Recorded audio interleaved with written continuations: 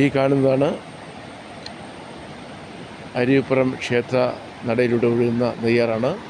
ഈ നെയ്യാറിൻ്റെ ഈ ഭാഗത്ത് നിന്നാണ് ശ്രീനാരായണ ഗുരുദേവൻ ഏകദേശം ഒരു 4-5 ആൾ താഴ്ചയുള്ള ഈ കയത്തിൽ നിന്നാണ് ഗുരുദേവൻ ഏകദേശം 1 മണിക്കൂർ കൂടുതൽ ഈ കയത്തിന് ഉള്ളിൽ വെള്ളത്തിനടിയിൽ നിന്ന് ധ്യാനിക്കുകയും എന്നിട്ട് ശിവൻ്റെ വരദാനമായ ഒരു ശിവപ്രതിഷ്ഠയ്ക്ക് വേണ്ടുന്ന ഒരു ശിവലിംഗം ഇവിടെ നിന്ന് മുങ്ങിയെടുക്കുകയും ആ ശിവലിംഗമാണ് ഇതിന് മുകളിൽ കാണുന്ന ശിവക്ഷേത്രത്തിൽ പ്രതിഷ്ഠിക്കുകയും ചെയ്തത്.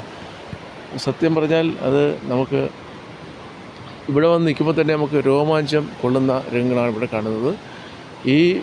ഇത്രയും അതിമനോഹരമായ ഈ നെയ്യാറിൻ്റെ തീരത്ത് നിന്നും അരുവിപ്പുറം ക്ഷേത്രത്തിൻ്റെ കീഴ്ഭാഗത്തു നിന്നും ഞാനിത് ഈ വീഡിയോ റിപ്പോർട്ട് ചെയ്യുമ്പോൾ സത്യം പറഞ്ഞാൽ ഒരു സ്വർഗതുല്യമായ ഒരു സ്വർഗത്തിൽ നിന്ന് നിൽക്കുന്ന ഒരു പ്രതീതിയാണ് എനിക്ക് കാണുന്നത്.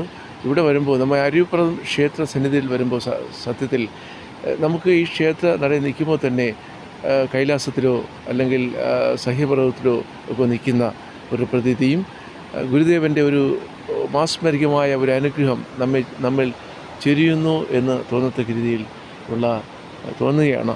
യഥാർത്ഥത്തിൽ ജീവിതത്തിൽ ഒരു പ്രാവശ്യമെങ്കിലും നാം ഈ അരുവിപ്പുറം ക്ഷേത്ര സന്നിധി വരണം. ഇവിടെ വന്ന് ഇതിൻ്റെ അതിമനോഹരമായ ദൃശ്യങ്ങൾ കാണുകയും ഗുരുദേവൻ്റെ അനുഗ്രഹം നാം വാങ്ങുകയും വേണം. കാരണം ഇവിടെ ജാതിക്കോ മതത്തിനോ യാതൊരു ചിന്തയുമില്ല. ജാതി മതങ്ങൾക്കതീതമായി ഒരു ജാതി ഒരു മതം ഒരു ദൈവം എന്ന് പറഞ്ഞ ശ്രീനാരായണ ഗുരുദേവൻ്റെ ഈ